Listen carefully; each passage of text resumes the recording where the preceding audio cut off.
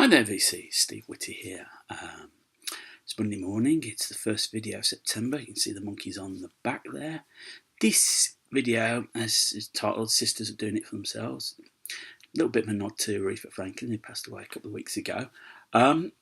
It's stuff I've been playing by female artists, be it CD or vinyl. So it's got potential to be a bit of a long one, so let me just take a little swig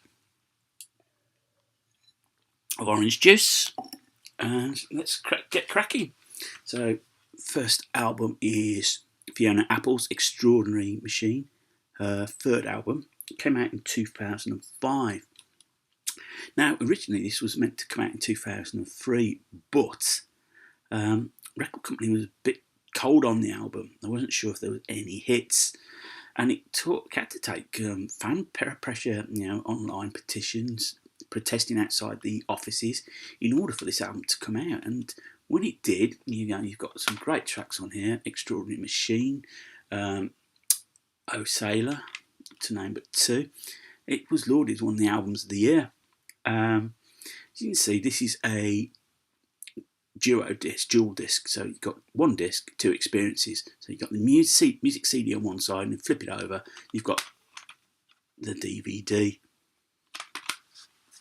Not a bad album, I enjoyed that. Shelby Lynne, Love Shelby, her seventh album, released in 2001. It was the follow-up to I Am Shelby Lynne, and it's fair to say this album was considered to be a bit of a disappointment. What had happened, I think the record company tried to sort of pass her off as sort of like a bit of a rock chick, you can see from what she's wearing. And they got Glenn Ballard in, who had helped with Alanis Morissette's Jagged Little Pill, and the album itself is quite a mixed bag. To be the standout track is her version of Lennon's Mother.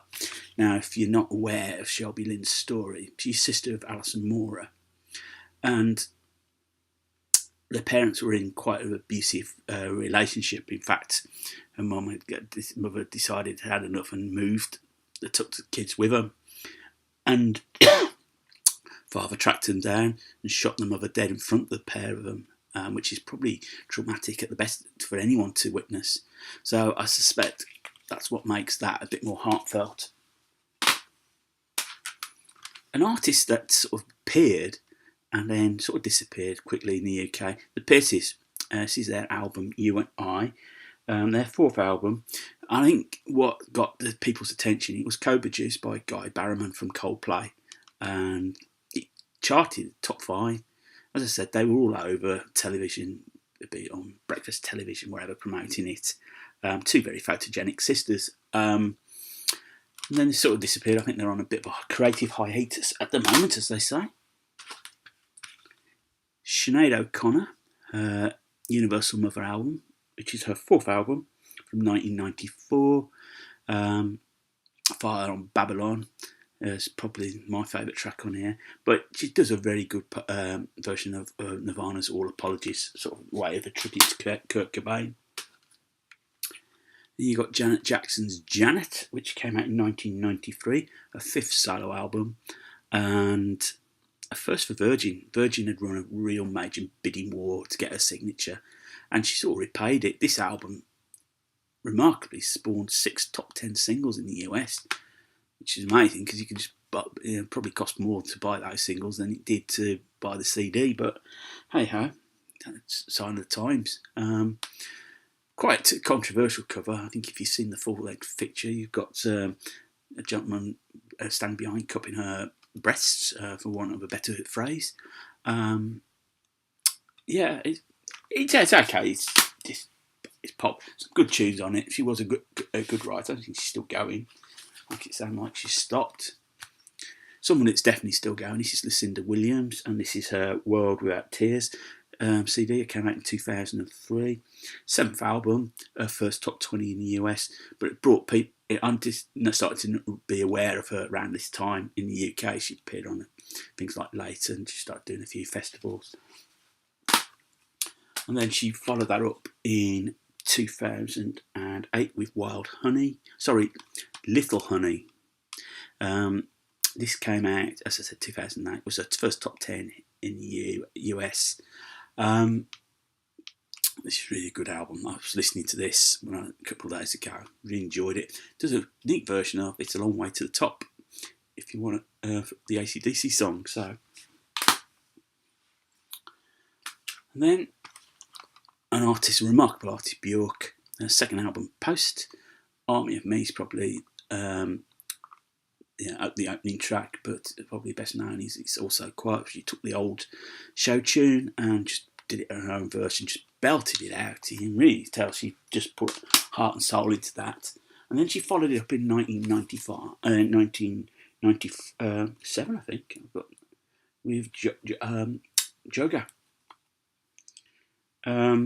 which was homogenic. I'm getting ahead of myself here. Joga's one of the tracks on there, and I'll come on to that a bit later. Sort of more of the same, quite really, but I say more of the same, but different, and as well, an artist that's not afraid to take risks. Björk. That's why I think people really like her. And I mentioned Joga, so I've finished the CD section. I'll move on to the vinyl, and this is the edition of 3 12-inch singles that was released to support Joga. Unfortunately for me, there's only 2 in there. I was given this, so yeah, various remixes on there. So enjoyed that.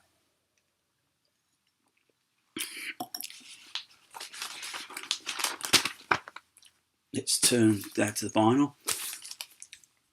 Elkie Brooks, 2 Days Away, released in 1977. This is a album produced by Leiber and Stoller.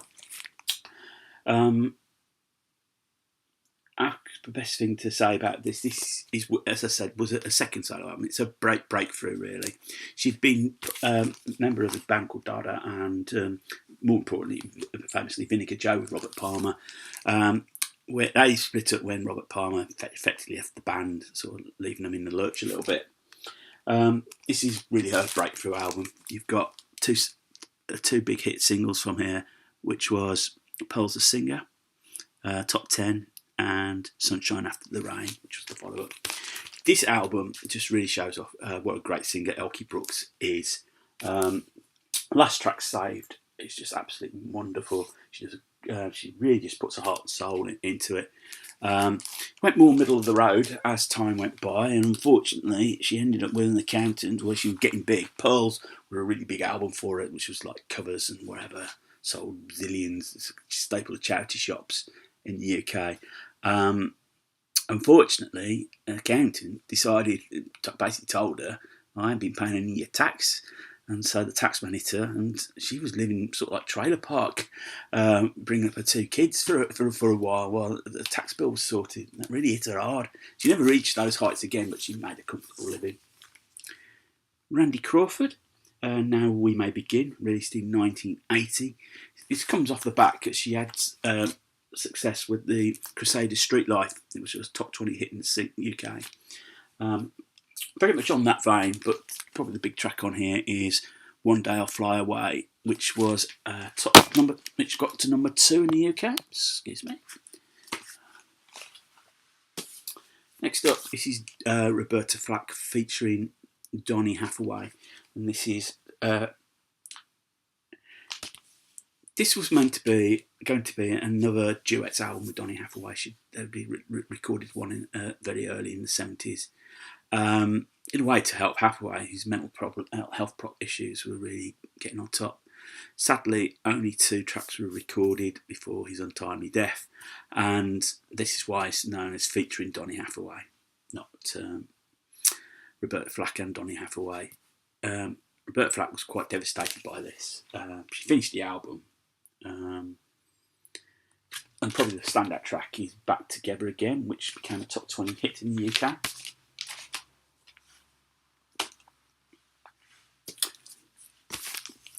Bit of disco, Gloria Gaynor, Never Can Say Goodbye, her debut album, which spawned probably the Spawn, which was the title track, which was the single big hit for her in the UK. Communards covered it in '87. And the length of the song sort of indicates, I think it's one of the first tracks that became sort of extended on 12-inch single. Diana Ross and the Supremes live at London's Talk of the Town. Now, the Talk of the Town was quite a big cabaret venue in the West End of London. In fact, it had this bit like shining lights outside, sort of saying Talk of the Town. If you ever see a copy of the Pretenders' Talk of the Town single in its picture sleeve, it's the pictures, the Talk of the Town in London. As I said, this really. And this album sort of was an introduction to the Cindy Burr song outside the UK. It was the first time she toured outside America after just joining the band. And really, all I can say about this album, it's very show busy. Lots of schmaltzy medleys. It's a mixture of everything, really. So you got some of their hits, but they tend to be in medleys, and they're not focusing on that. There's a couple of Beat Me Show Them Yesterday as a medley. But there's lots of show tunes, Ladies of Tramp, Secondhand, for really modern mini Secondhand Rose. I think this is really the start where Berry Gordy wanted to take Diana Ross into like a all-round entertainer. He's very much net at this point, Diana Ross and the Supremes. In 1973, she teamed up with Marvin Gaye to put out Diana and Marvin. At this point, you could say they were the king and queen of Motown. So Stevie Wonder might have something to say about that. You've got on here You Are Everything. It's not a bad album. Yeah. Again, it's a staple. It's sold shed loads. Supremes carried on without Diana Ross and produced this wonderful album, Touch. Came out in 1971. Jean Terrell had joined and replaced Diana Ross. What I love about this record, it's an American edition. You've got this wonderful Motown bag. You can join the nightclub, join the fan clubs, all the offers that went with it. I think Steve Carlson might have shown it. One of his albums, one of his videos showed the same thing. Best known track on here is Nathan Jones. It's an absolute wonderful album. Sort of like these Supremes, sort of like showing that we could carry on. I think Berry Gordy wasn't going to ditch him just like that. However, by the time this album came out in 1975, the self-titled Supremes album, things were just going awry. This was the first released in 2 years. There were contract issues. Jean Terrell had left the band. Cindy Bursong had left the band and then come back from maternity leave. Cherie Payne joined the band. This is very much a disco album. It's a very disappointing album. Yes, it's disco. It's a starter disco, and they were maybe trying to push the Supremes into that. I think at that point they would just taken anything. I think not long afterwards they did split up. Different tact. This is Linda Ronstadt's Living in the USA, released in 1978. Really, she was at the point queen of American pop / rock. It's a very American cover. This is sort of evokes the late 70s, doesn't it? You know, roller skating and all that. It's just the whole image. Mixture of originals and covers. So the covers back in Just One Look, Love Me Tender. Just trying to think what else is covered. But probably the most remarkable cover was she covered Elvis Costello's Alison. Now Elvis Costello, at that point, rather not be seen as he come out with the sort of like the new wave. He didn't really, though he probably inside was quite pleased that Linda Ronstadt covered one of his songs. Obviously, the money. He did come out and call it a waste of plastic. I think his view changed once the royalty checks came in. And he has embraced other singer-songwriters and different styles. So I think it was more of a bit of a sort of like a pose type thing. But and then I found that listen to this Linda Ronstadt box set. This is called Round Midnight. This came out in 1986. It features the 3 albums that she recorded with the Nelson Riddle Orchestra.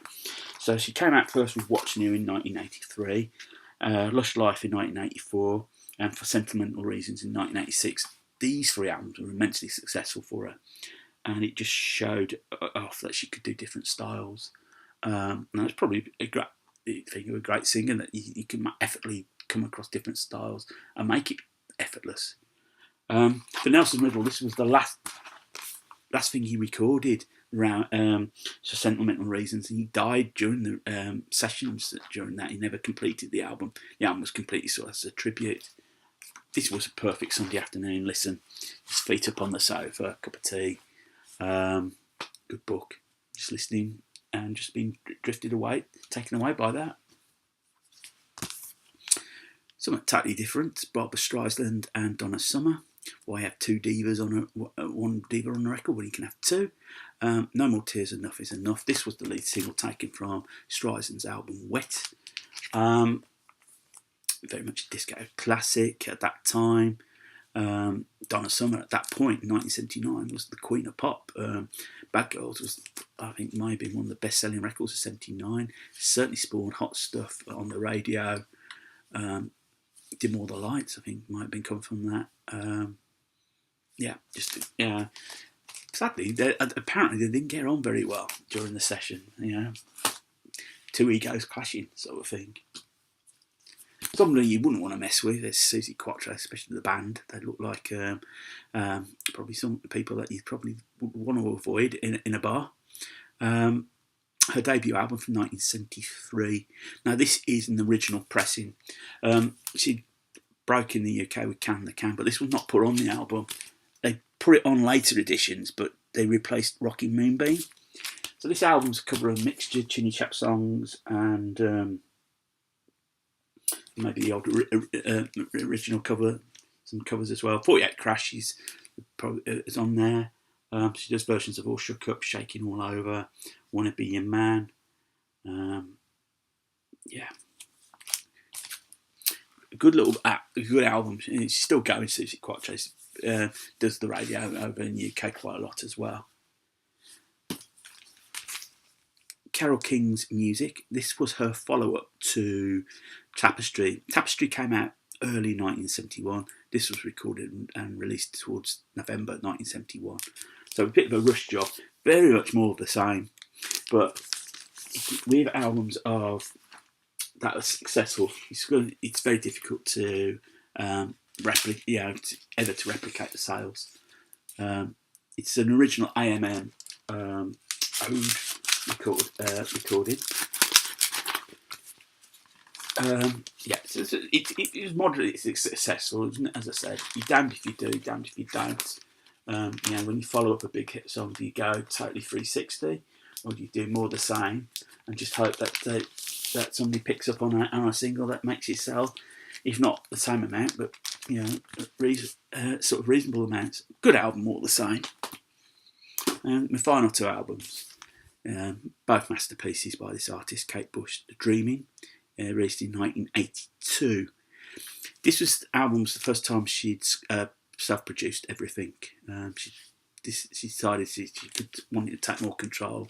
She got hold of what's called a Fairlight computer keyboard. So you take record samples, but you could manipulate those samples. And comes a lot on this. Initial single, Sat in Her Lap, was released in 1981, and then by her own admission, she suffered a little bit of writer's block. So she left the album alone until about 1982, and then come back and finished it. At the time of release, it was panned. Well, I won't say panned, but critical reception was mixed at the best. It's one of these albums that has grown. Its reputation has grown over time. And I remember seeing a documentary on Kate Bush on the television. John Lydon says every time he listens to this album, he finds something new. And I think you do. It's one of those where you've just got to listen to it and you think, oh, that stands out, or whatever. Sat in Your Lap, The Dreaming, There Goes a Tenor, Get Out of My House is a wonderful song to close the album. But it left Kate Bush with a bit of dilemma at that point. The record company was sort of like thinking, well, what have we got here? We've let her off the leash and she's produced an album that hasn't sold. And at this point, Kate Bush decided to take a break. She'd come back, Kate Bush. You have to remember this, that when she came out on the scene, she was 19 when Wuthering Heights broke. And by the time this album came out, she'd be 23, 24. So, still a young person. So she took time, a year out, just to reconnect herself as Kate Bush. Hang around with family and friends, just do the normal things. But at the same time, she built a studio close to where she lived. So she didn't have to travel in these facilities. She could be creative when she wanted to be. And that sort of like marked how her career was going to go. But the first album, the fruits of that, when she started to come back, is just this wonderful Hounds of Love.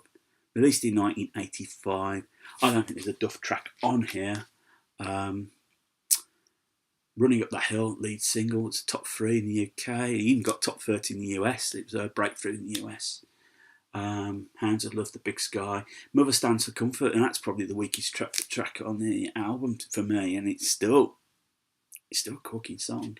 And then Cloud Busting, and you remember that video with Donald Sutherland. And then probably the masterpiece on the album is The Ninth Wave, which is a concept based on a girl who's floating in water. She has to stay up, keep awake in order to survive the night. Obviously you can see from the picture there, Kate Bush immersed in water. If you're going to have one Kate Bush album, this is the one to have. As I say, it's just a masterpiece. So there you go, VC. That's the video. I hope you enjoyed it. My tour for the female artists I've been listening to recently. If you've come across this channel for the first time and you like what you see, click on the subscribe button. Thumbs up, thumbs down. Love the interaction. Put a comment in. I will get back to you. Though, Trevor, I noticed you put a comment in last week and I haven't got back. I've just been a little bit too busy at the moment. So I will get back to you. Apologies for that. So VC, enjoy your week, whatever you get up to. So I've got a couple of days off, just going to enjoy myself, chilling out. So take care of yourselves. Keep spinning. More importantly, keep smiling.